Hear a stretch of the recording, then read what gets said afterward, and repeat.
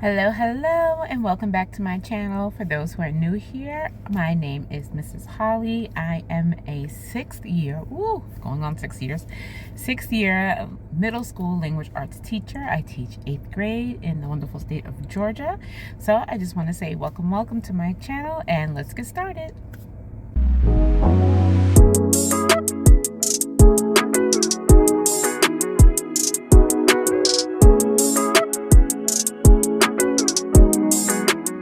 All right, good people. I hope everyone is having a wonderful summer so far. I am here at Taekwondo. My son who is 10, oh my God, almost 11. He is taking his sparring class. He is a high blue belt, so that's like 4 belts away from being a black belt. He absolutely loves it, and we are the family that will support your dreams. I don't think he wants to make this a career, but he does want to do this for till he gets a black belt, and of course that takes some maintenance after that, but I digress. It is summertime. School is out. I did not have to teach summer school this year. We didn't have too many students that failed, which is a good thing. Could I have used the extra dough? Definitely, but it is just fine. So I just thought I would come on here and just start talking to you, get this channel up and going again, because I have goals in life. So yes, I will be coming to you with some really great teacher hacks and different teacher content, but there are so many teachers here on YouTube. Please, you can pick any one of us and do a great job. But what I do see, a majority of our teachers being here on YouTube are elementary teachers, and not everyone teaches elementary school. We'll see some high school teachers, and we don't see too many middle school teachers, because middle school teachers are a very special breed. Teaching middle school is not for the faint of heart, especially when you start teaching 7th and 8th grade. 6th grade, not too much, because they're just the babies. 7th grade, that is not where I want to be. I will never teach 7th grade again. They're like feral little animals. I can't do it. I don't have the patience anymore. I did it 1 year. That was enough for me. And 8th grade is definitely my sweet spot. I absolutely love teaching 8th grade. It is not just like the content is a bit more mature, but the conversations that you can have with your kids is just a bit more mature as well. So this summer, my whole goal is to just relax. I was taking a class, just finished this past week, which I'm so glad it's over. I work in Gwinnett County. So in Gwinnett, they have so many different endorsements that they are really trying to encourage teachers to get. I don't have a master's, I just have a bachelor's. I just haven't settled on what I want my master's to be in. And I really don't want to spend the money on something I really don't plan on using. Plus, Gwinnett has a tendency to pay for your education. So next time I see that come around, even if it's in leadership, I'm gonna go ahead and let them pay for my master's program. But right now, what they are paying for is a secondary reading endorsement. It is basically learning to really build writing and reading in secondary education. So that is 6 through 12. Really helping students start to learn how to read more effectively, more efficiently, reading for comprehension, reading hopefully for fun too. Our children are lacking, especially here in the U.S., are lacking reading and writing skills. So the secondary reading endorsement would allow me to actually teach reading as a connection for those students who might need a bit more support. And I'm also in the instructional coaching program, which is a beast in itself. I love helping new teachers. I love mentoring new teachers, especially when it comes to class management and to lesson planning. I believe in working smarter, not harder, and just to be an ear to kind of bounce ideas off of. Those who are teaching for the first time, I'm so happy for you. But teaching in the real world is nothing like teaching in the textbooks. All these little tips and tricks, they seem like good ideas. They seem like they would work, but a lot of times they don't. You have to find your own niche, and you have to find your own teacher voice and what type of teacher you want to be ultimately. But that was it. Here in Gwinnett, we get out at we get out in the middle of May. So my last day was like the 23rd, but I go back July 28th, I think, something like that. 28th, 26th, something along those lines. Whatever that last Monday in July is when I go back. The week before that, I have a coaching camp for 3 days, at Monday through Wednesday. So I think it's the 21st, 22nd, and 23rd. And that is where we get into the nitty-gritty of that wonderful instructional coaching program.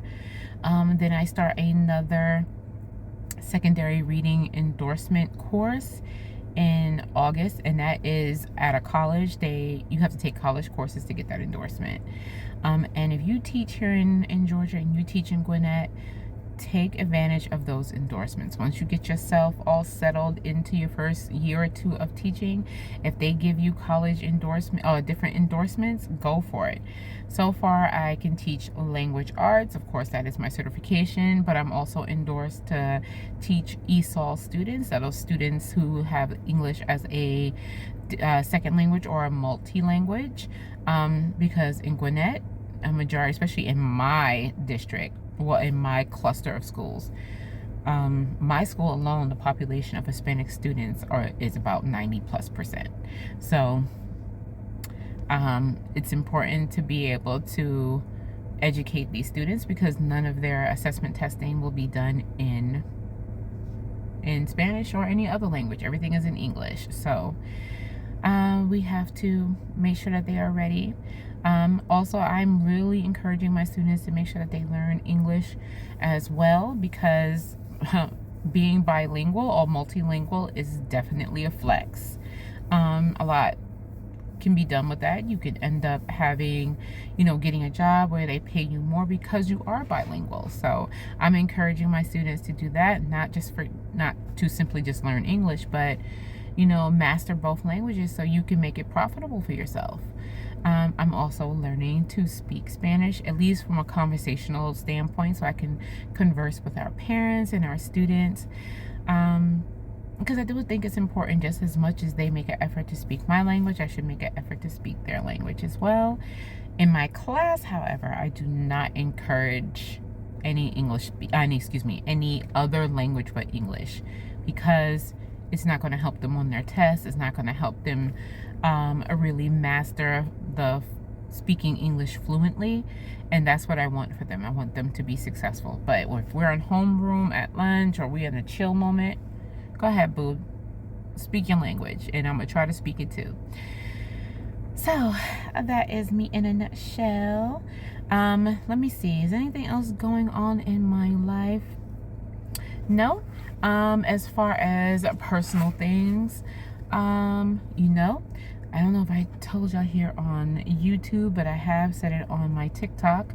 I don't post too much on TikTok anymore. TikTok is getting on my nerves.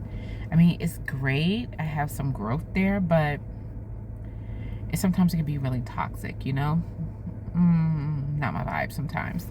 Let me see. Personally, I am on a GLP-1. I went on Wegovy last year, March, and have lost over 80 pounds since then. I still have some weight that I want to lose, but I am at a stall. Oh my gosh, the stalling is ridiculous. I get it. I don't know if maybe I just need to go on a different GLP, maybe Zepbound. I've tried everything, but I exercise, I weight train or strength train, I've done intermittent fasting, I've stopped, I give my body rest, name it, I've done it. I see the doctor next week, and I'm gonna see what she's gonna say again, but she probably will not want to switch me to Zepbound. She's very reluctant to switch. So frustrating. But I'm gonna keep going.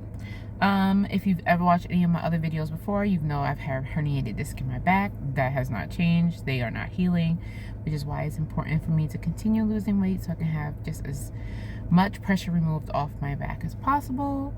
And let me see, husband is okay. Other grown children are well.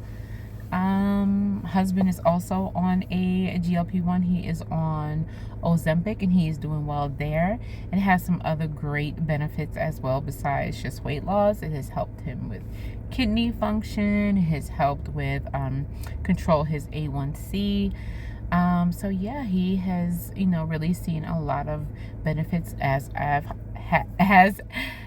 have as well with Wegovy, but you know, stalling can be frustrating for everybody. So it's your body. You're going to fluctuate. I'm not expecting to lose all the weight in a short amount of time. Over 80 pounds in a year is really good. But I would like to at least, come on, let's keep going. Or have I reached my point with Wegovy? I don't know. We'll see what she says. All right. I have yapped enough on here. I will come back once my wonderful son is out of Taekwondo, and I'll talk to you from home. See you soon.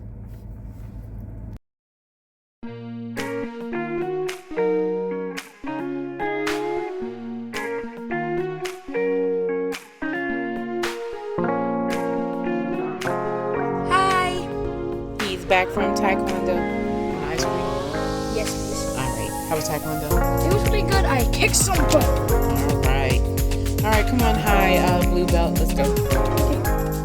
Hey, good people. It is Friday. Last I spoke, me and Buddha Butt were going to get ice cream. He just wanted McDonald's cone from after his Taekwondo. But yeah, it is a very chill day.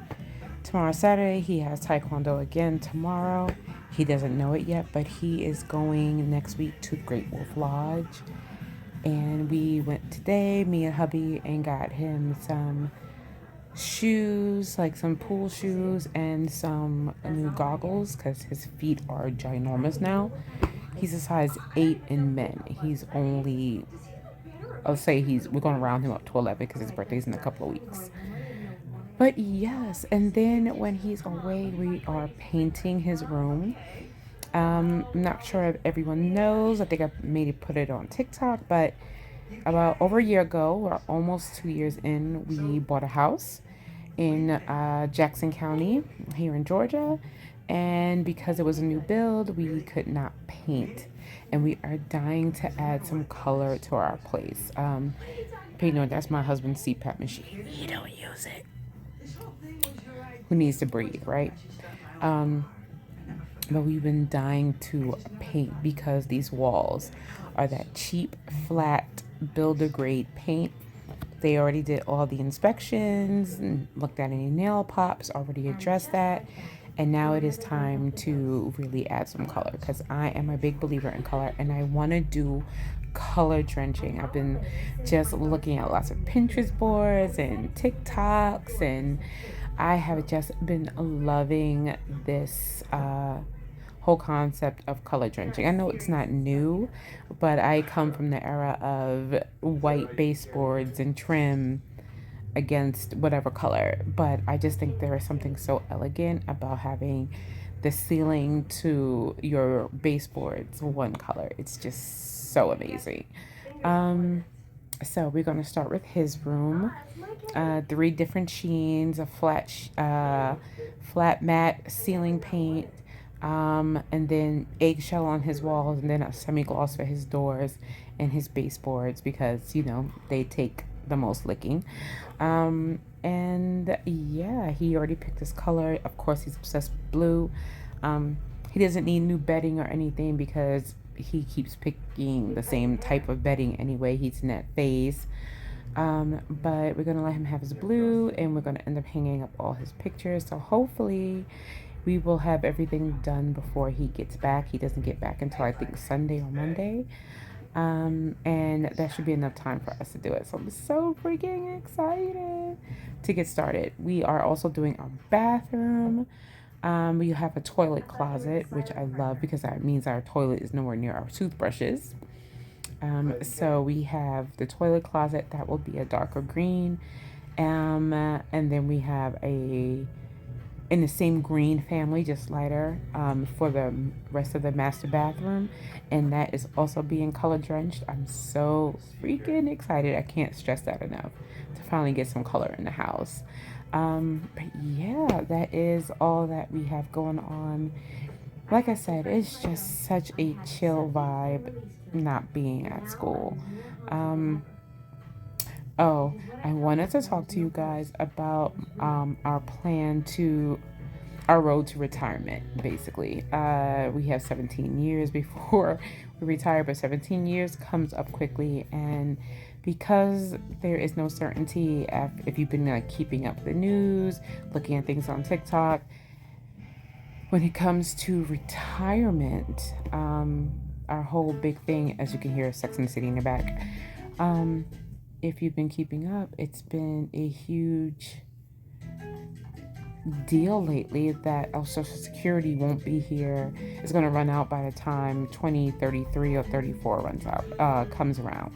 And I won't be retired by then. So I need to have a game plan, which I already expected. I never expected to get Social Security, even though I've been paying into it since I was like freaking 16.